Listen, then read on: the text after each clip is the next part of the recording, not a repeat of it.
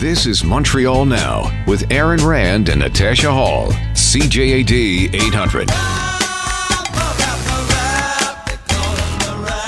That is James Mennie. He's over at the Montreal Gazette. So, Jim, I guess we're going to start by talking about that terrible incident earlier in the day. You know, you sent a really interesting note, which is, I guess a lot of people are thinking today, you just never know, right?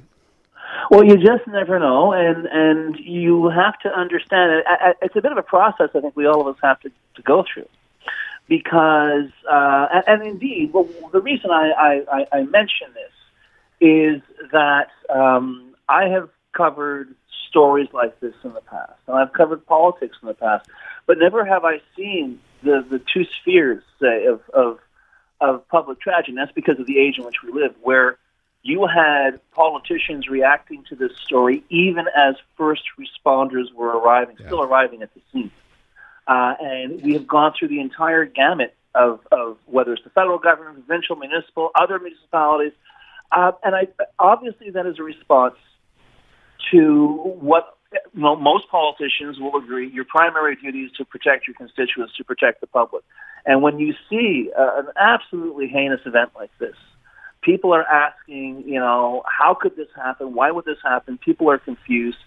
And of course, as the day progresses, we go through like it's almost like the 7 stages of death. It's like we get angry, we're shocked, and then we get angry, and then of course we say, how could this happen? And you start wondering, well, what can be done? And some of the stuff I've seen over the course of the day, just back and forth online, we should have protective barriers in front of schools. We should do something, we should either be vetting people more carefully in terms of jobs where they're using like large vehicles. All of this comes to the fore. And I'm no psychologist, but I always suspect that, it's only to sort of cleanse your own system of your shock and your revulsion over something. But in the end, there are certain things, and we don't know all the details of this case, but there are certain things that you simply cannot prepare for. Yeah. And you can't help but notice here we have a day where we have 2 young children who have died in this incident, in this horrifying apparent attack on a daycare. We have someone who's facing murder charges, and people are completely because it's there. And we just heard Christopher Skeet say, all you can do is hold your kids a little tighter. And yet at the same time, you've just done an interview with organizers for relief efforts in Syria, and that's an equally horrifying story. And it's equally it's equally challenging, because much of the same way as you really can't do anything about the earthquake, I would respectfully submit that there's no way really that you can see any of this coming. And I think we have to at some point, sometimes just acknowledge that and understand that sometimes just terrible, terrible things happen. And you can't turn to the government saying, well, maybe if we do this and maybe if we do that. Yeah. It simply is beyond the pale of human conduct or our ability to anticipate things. I also saw there's lots of questions about the issue of mental health.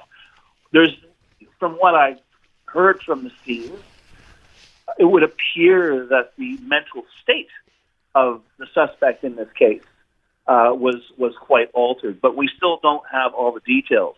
But I think the one thing we have to understand is, as horrifying as this is, and as I'm sure it'll be seared in the memories of a lot of our listeners, you also have to come to terms with the fact that occasionally, sometimes terrible, terrible things happen, and there's absolutely nothing anybody can do about it, especially people in politics. I will just ask one thing with respect to that serious story. I think both Natasha and I kind of looked at each other, not realizing what our interviewee was saying, which is this idea that because of what had happened in Syria over the years, that civil war, the sanctions, there are sanctions against Syria, which are going to end up preventing help from getting there sooner than it should. And that almost makes it a little more, how can I put it, appreciable, a little more horrifying for people on this side of the world to see those images. But once again, it's you can't turn around and point a finger. Well, you can say that the Syrian regime is barbaric and they're international pariahs. That's not helping the people who are shivering under concrete right now. You know, that's tough to deal with. This is it. And much in the same token, you know, nobody who was dropping their kid off at the daycare this morning, in their wildest imagination, thought that this was going to happen. But here we are. Oh, no. But and perhaps if I'm talking about this, it's because experience has taught me that for the next few days, we're going to see a lot of what ifs and how could this possibly and whatever. Sometimes things like this happen. They happen for no reason. And you also have to come to terms with the fact that no matter how hard you try, there's no guarantee that it won't happen again. Look, there are other issues. Might as well get to them today on the sketch. So let's talk about this one. Quebec's new French language commissioner, I don't know, am I crazy? Has expressed concerns about immigrants not speaking French in their own homes. Are we back to this again? Yeah. And that's why the Liberals voted against the nomination of Benoit Dubré, who's a former federal civil servant, but he's also an essayist. And he's described online as a philosopher. And he put together this essay. And, you know, the the title was a bit of a giveaway. I'm translating here. Why immigration won't save Quebec. And his concerns were that if, you know, immigrants can come to Quebec, but if they're not speaking French at home, that threatens the French language that much more. Wow. It's simply by lack of use, I guess.